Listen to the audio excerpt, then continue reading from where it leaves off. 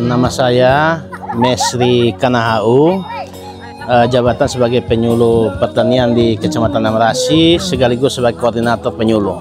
Ya, seperti itu. Boleh tahu Bapak bertugas di sini seberapa lama? Saya bertugas di sini kurang lebih sudah mau 6 tahun.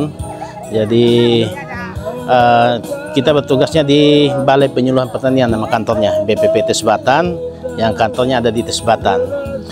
Kalau untuk penyuluh kami di sini tinggal 3 orang. 3 orang untuk wilayah kerja kami satu Kecamatan Amrasi dengan ada 8 desa, 1 kelurahan. Salah satunya kelurahan non-bes ini.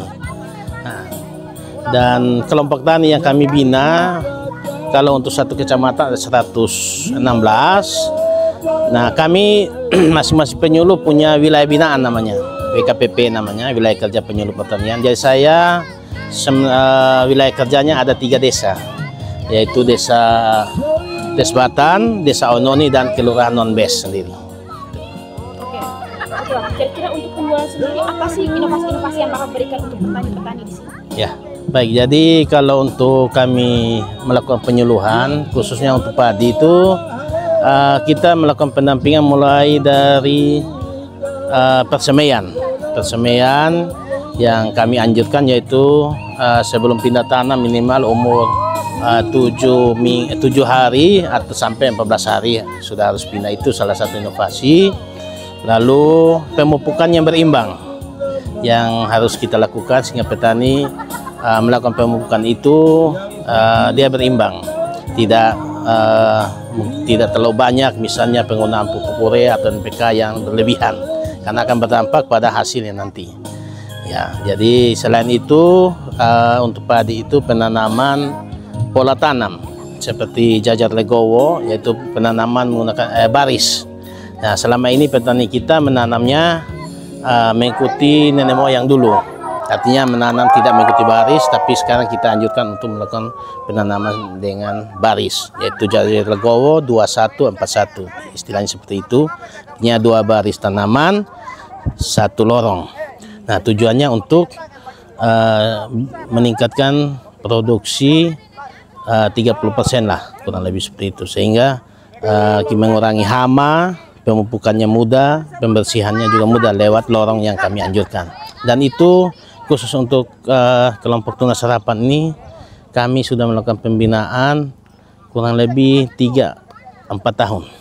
Pada awalnya memang rumit, tetapi dengan melakukan terus-menerus, selain itu bukan kami juga sendiri bekerja sama dengan teman-teman penyuluh swasta, yaitu yang tadi dari Roda Tani. Ya, karena kami keterbatasan tenaga juga, akhirnya ya mungkin kita harus kolaborasi dengan teman-teman swasta untuk membantu untuk ini. Kira-kira kesusahan sendiri Pak selama bertugas dan khususnya untuk petani tunas harapan sendiri? Ya, tentu kesusahan suka duka dalam membina kelompok tani tunas harapan ada lah. Mungkin tadi saya sampaikan bahwa ketika kami akan menganjurkan menanam menggunakan baris, tentu banyak petani melihat, ketanam seperti itu untuk apa gitu, karena mereka tidak terbiasa. Ya, dengan sendiri kami juga merasa tidak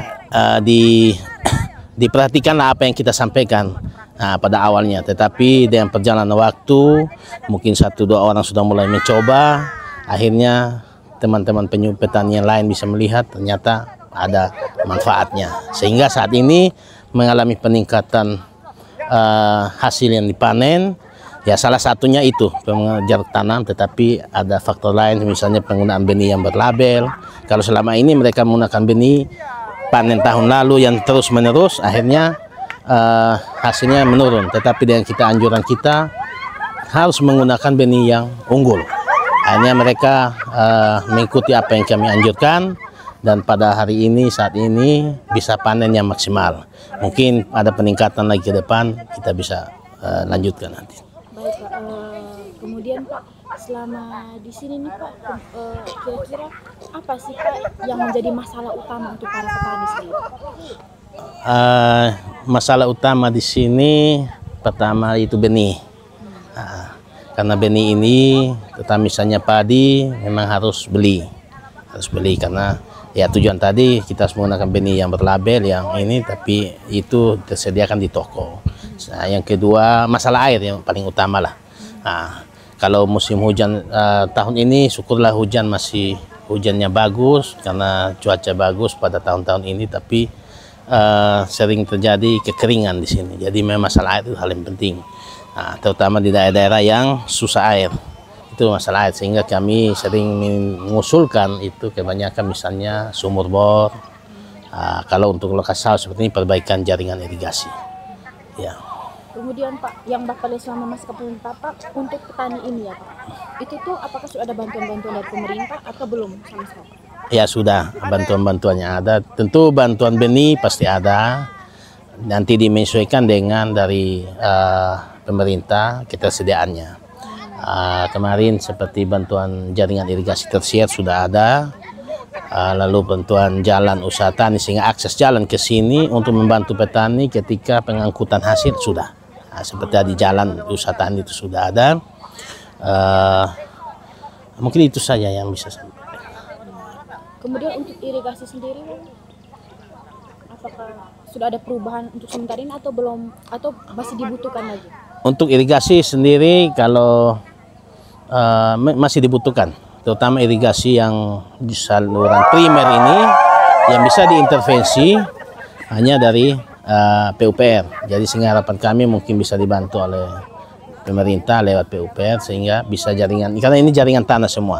Ya, dengan adanya kalau jaringan ini sudah baik, maka petani di sini bisa menanam 1 atau 2 kali, bisa 3 kali.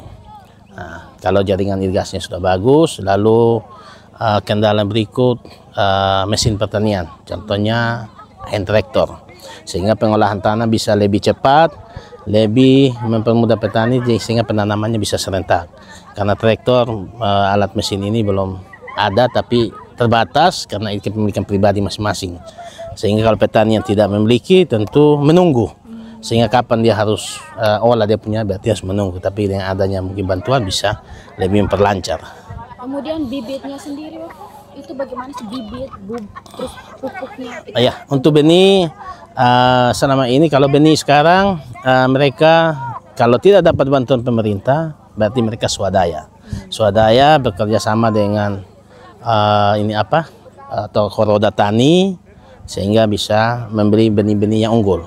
Lalu pupuk sekarang kan ada subsidi pemerintah. Sehingga lewat subsidi mereka lebih meringan membeli pupuk. Jadi untuk pupuk saya pikir tidak masalah karena tersedia di pengecer. Baik Bapak, terakhir apa sih harapan Bapak untuk petani-petani di Indonesia khususnya untuk mendukung swasembada pangan dari pemerintah?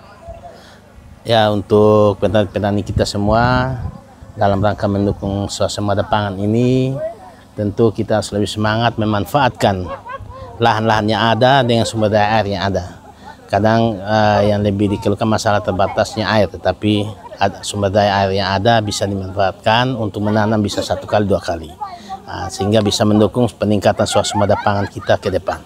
Mungkin itu saja. Oke, terima kasih.